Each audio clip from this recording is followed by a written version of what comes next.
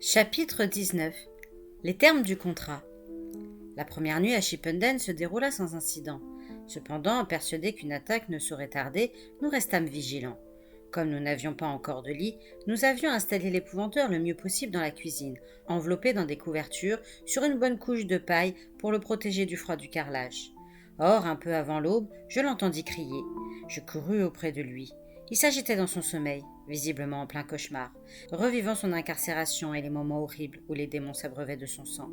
J'hésitais à le réveiller, mais il finit par se calmer et son souffle redevint régulier. J'eus du mal à me rendormir. Dès les premières lueurs, je sortis me dégourdir les jambes et inspecter l'avancement des travaux. La toiture était terminée, portes et fenêtres étaient posées. Nous étions donc à l'abri des intempéries. À l'intérieur, il restait beaucoup à faire. Les chambres de l'étage étaient encore inhabitables, les planchers ayant brûlé. Ce serait la prochaine tâche du charpentier. Toutefois, il avait déjà reconstruit celui de la bibliothèque, qui venait en priorité sur la liste établie par mon maître. Quand je vins revoir l'épouvanteur avant le petit déjeuner, il était assis, le dos contre le mur face à la cheminée. Un bol de bouillon à demi plein était posé près de lui, et il avait son bestiaire à portée de main. Des bûches flambaient dans l'âtre, et bien que dépourvue de meubles, la cuisine était chaleureuse et accueillante. Cependant, le visage de mon maître demeurait marqué par l'angoisse, et malgré le feu, il frissonnait. « Vous sentez-vous un peu mieux » demandai-je. « Mieux que je ne l'étais, petit, » répondit-il d'une voix altérée. « Mais je n'ai guère l'appétit, et je n'ai qu'à peine fermé l'œil. Dès que je m'endormais, j'étais assailli par le même effroyable cauchemar. Je crains de ne plus jamais connaître une bonne nuit de sommeil. » « Au moins vous êtes en sécurité à présent. Je vous ai vraiment cru mort. » C'était la première fois que nous pouvions converser depuis que je l'avais laissé dans la bibliothèque de Dame Fresque, et je lui fis un rapide récit des derniers événements, y compris ma conversation avec ce que je pensais être sa tête coupée. « Je l'ai pensé moi aussi. Je ressentais une douleur terrible, comme si on m'avait vraiment tranché le cou, et que j'étais confiné dans ce coffret. J'étouffais, je m'étranglais.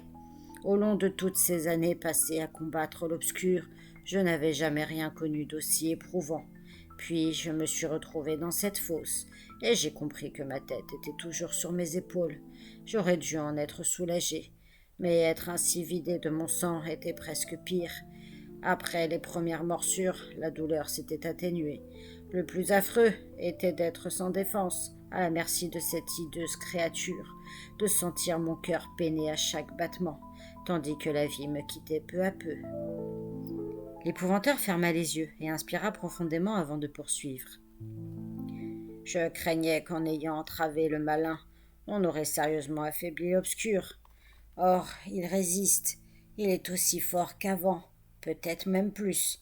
Sur l'île de Mona, on est venu à bout de l'Isil osseuse.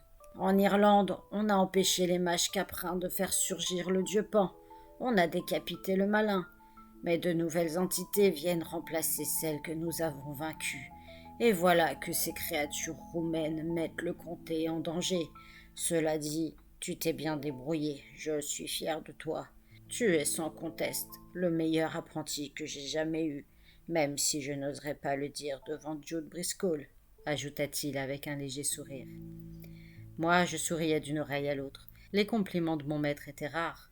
Il reprit aussitôt sa mine sombre. Que ça ne te monte pas à la tête, petit. Tu n'es pas encore au bout de tes peines. Maintenant, écoute-moi attentivement. Il y a certaines choses à faire pour augmenter nos chances de survie. Mon sourire s'effaça, tandis qu'il poursuivait. Les démons et les sorcières attaqueront certainement au crépuscule, ce qui nous laisse toute la journée pour nous préparer. Descends au village et demande au forgeron de nous fabriquer 3 bâtons munis de lames rétractables en alliage d'argent. Une pour toi, une pour Jude et une pour moi. Dis-lui que c'est urgent et que tu viendras les chercher avant le soir. S'il me faut mourir, que ce soit en combattant. Puis tu passeras chez l'épicier, le boulanger et le boucher, et tu rapporteras les provisions habituelles. Autre chose, le succès n'est pas garanti, mais ça vaut le coup d'essayer. Tu te souviens de notre gobelin? Piste-le, tâche de le convaincre de revenir. Propose-lui un nouveau contrat. Dans sa jeunesse, Mon maître avait passé avec ce gobelin un accord qui restait valable tant que la maison de Chipenden avait un toit. L'incendie avait libéré la créature. Comment vais-je le retrouver ? Avec difficulté, mais il n'est sûrement pas allé très loin. Explore les laits. Mon instinct me dit qu'il aura suivi celui qui va du nord au sud. Personne ne s'étant plaint des agissements d'un gobelin. Je suppose qu'il a élu domicile dans quelque maison abandonnée. À moins que des gens ne tolèrent sa présence. Qui sait, il est peut-être en train de préparer le petit déjeuner pour quelqu'un d'autre. Suis le lait et déniche-le. Il a pu retourner dans la menuiserie où je l'ai rencontré la première fois. Les gobelins aiment leurs habitudes et repartent souvent là où ils se sont plu. Les laits sont des lignes de pouvoir, des routes invisibles par lesquelles ces créatures voyagent d'un point à un autre. L'épouvanteur avait sans doute raison. Son intuition se révélait généralement juste. Sauras-tu trouver ton chemin ou veux-tu que je te dessine une carte ? Me demanda-t-il.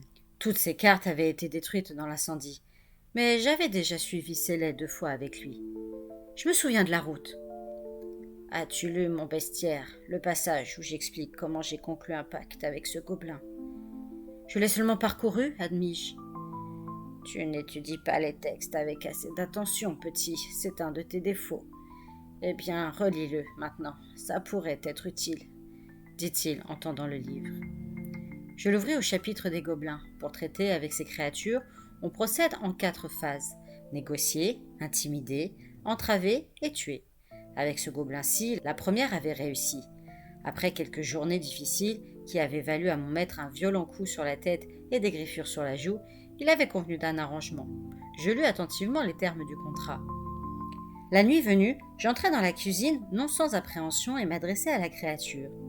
Ta récompense sera mon jardin. En plus de cuisiner et de tenir la maison propre, tu garderas la maison et le jardin. Tu tiendras à distance tout danger et toute menace. Un grondement me répondit. Le gobelin n'appréciait pas de se voir exiger davantage de travail. Je repris vivement mes explications. En compensation, les jardins seront ton domaine, à l'exception des choses enfermées dans des fosses et de mes futurs apprentis. Le sang de toute créature y pénétrant après la tombée de la nuit sera à toi. Toutefois, si l'intrus est un humain, tu devras l'avertir à 3 reprises par un hurlement. Cet arrangement durera aussi longtemps que cette maison aura un toit. Si je trouve le gobelin, croyez-vous qu'il acceptera le même contrat ? Demandai-je. L'épouvanteur se gratta la barbe. Ces êtres-là, plus tu leur en donnes, plus ils en attendent. Négocier avec eux, c'est tout un art. Tâche d'imaginer un moyen de la pâter. Mais s'il accepte de garder de nouveau la maison et le jardin, il saura recevoir comme il faut les strigoi et les strigoïcas qui s'aventureront ici. Au contraire de certains démons, quand ils ont pris possession d'un corps humain, ils sont liés à lui, ce qui les rend plus vulnérables. Et les sorcières ? Si elles s'approchent de la maison sous forme de sphère, ça sera plus compliqué. Quant à Siskoï, le gobelin n'aura aucune chance contre lui. Néanmoins, il peut nous être d'une grande utilité. 3 ans plus tôt, il avait empêché l'intrusion du fléau, un être maléfique qui avait acquis à l'époque des forces considérables. Pourtant, la puissance de cette créature n'était rien comparée à celle d'un ancien dieu. Je descendrai chez le forgeron tout de suite après le petit déjeuner, dis-je. Puis je me mettrai en quête du gobelin. L'épouvanteur secoua la tête. Désolé, petit, mais tu vas bientôt affronter l'obscur. Emporte un morceau de fromage du comté. Il faudra t'en contenter. Je pestais intérieurement. Mon estomac grondait déjà de faim. J'ai eu tout le temps de réfléchir au fond de ce puits, reprit mon maître, tandis que je priais la mort de venir me délivrer. Bien que je t'ai parfois blâmé de ne t'être rapproché de l'obscur, je n'ai pas fait mieux. Si je me suis toujours méfié de la jeune Alice et t'ai mis en garde contre elle, c'est parce que j'ai moi-même manqué à mes devoirs en me liant à Meg. Il resta un moment silencieux. Meg, le grand amour de sa vie, était une sorcière lamia. Ils avaient vécu plusieurs années ensemble avant qu'elle ne reparte pour la Grèce. J'ai longtemps refusé de l'admettre, poursuivit-il. Mais mes propres compromis avec l'obscur ont commencé bien avant, avec le pacte que j'ai conclu avec le gobelin. Il a été mon premier allié venu de l'autre côté, la première marche qui m'a amené à cette alliance avec Grimalkin. Qu'est-ce qu'il racontait ? Je n'y comprenais plus rien. Vous avez changé d'avis ? Je ne pars pas à la recherche du gobelin ? Si, trouve-le. et passe un nouveau pacte avec lui, c'est important. Et si utiliser l'obscur est le moyen de vaincre l'obscur, faisons-le. Ça me contrarie, voilà tout. Pour avoir une chance de survivre, il nous faut abandonner les grands principes sur lesquels j'ai fondé ma vie. C'est une sale et triste affaire. Va maintenant, mais surtout, quoi qu'il arrive, sois de retour avant la nuit. La mine grave, il ajouta. J'ai pardonné à Jude, et je te souhaite que tu fasses de même. Aucun de nous n'est parfait, et il a traversé de rudes épreuves. J'ai moisi au fond d'un de ces puits de Strigoi, alors je sais ce que c'est, d'autant que des menaces pesaient sur sa famille. Alors laissons le passé au passé, hein. J'approuvais de la tête. Je m'efforçais de pardonner à Jude, mais ça n'allait pas sans mal. Après le petit déjeuner, Jude se rendra à la caserne de Burnley pour avertir les autorités militaires du danger que menace Thornmorden. Avec un peu de chance, elles l'écouteront et enverront une troupe enquêter. Ça obligera au moins nos ennemis à faire profil bas quelque temps et permettra de sauver quelques vies. Grimalkin, Jude et Alice étaient dans le jardin, achevant de manger des œufs au bacon qu'ils avaient préparés sur un feu de bois. Je leur lançai un regard envieux. Les chiens bondirent joyeusement autour de moi.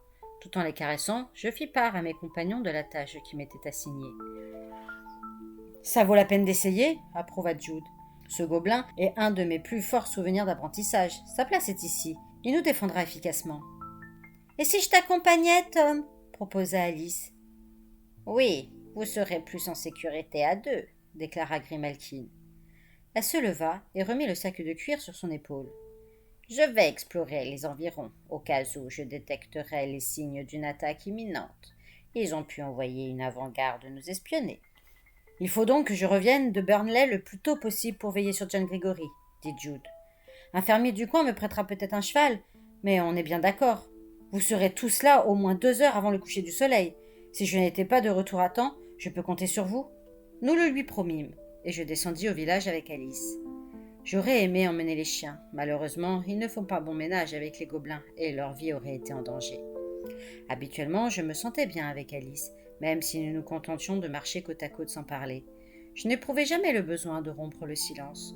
Or, là, j'étais mal à l'aise. Le temps passait, le rituel destiné à détruire le malin devrait être célébré dans moins de 5 mois. Imaginer Alice retourner dans l'obscur me tourmentait, et plus encore ce que je lui avais dissimulé, que l'objet sacré qu'elle devait me rapporter, la dague appelée douleur, servirait à lui ôter la vie. Alice me lançait de curieux regards en coin. Avait-elle deviné la vérité ? Ces nouvelles forces magiques lui donnaient tant de pouvoir. Je fus soulagée d'arriver au village. Pendant la guerre, Chippenden avait été occupé par une patrouille ennemie. Il y avait eu des morts, des maisons brûlées, et la plupart des habitants avaient pris la fuite. Je fus heureux de voir que la reconstruction avait commencé et que beaucoup de maisons étaient de nouveau habitées. Je m'arrêtai chez le forgeron et il s'engagea à me livrer les 3 bâtons dans l'après-midi. Je passai ensuite à l'épicerie, à la boulangerie et à la boucherie, demandant que nos commandes habituelles soient prêtes en fin de journée. Il ne nous restait plus qu'à débusquer le gobelin et surtout le persuader de revenir protéger la maison et le jardin de Chippenden.